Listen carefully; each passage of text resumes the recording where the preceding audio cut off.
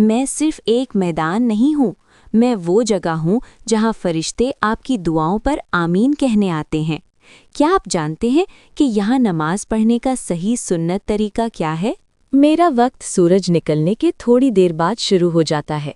عید الفطر میں تھوڑا انتظار کرتا ہوں تاکہ آپ اطمینان سے صدقہ فطر ادا کر سکیں، لیکن عید الاضحیٰ میں جلدی بلاتا ہوں تاکہ آپ قربانی کر سکیں۔ مجھ پر صرف 2 رکعتیں پڑھی جاتی ہیں۔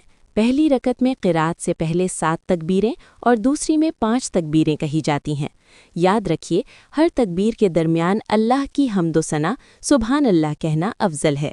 جب امام صاحب اللہ اکبر کہیں تو ہاتھ اٹھا کر سینے پر باندھ لیں یا سیدھے چھوڑ دیں، دونوں ہی سنت سے ثابت ہیں۔ شک ہو جائے تو کم گنتی کو بنیاد بنا کر ایک تکبیر زیادہ پڑھ لیں۔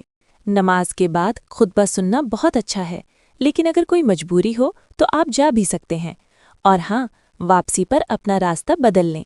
یہ میرے پیارے نبی صلی اللہ علیہ وسلم کی سنت ہے۔ تو عید کے دن مجھ سے ملنے ضرور آئیے گا۔ جاتے ہوئے ایک دوسرے کو یہ کہنا مت بھولنا، تقبل اللہ منا و منکم۔ اللہ حافظ۔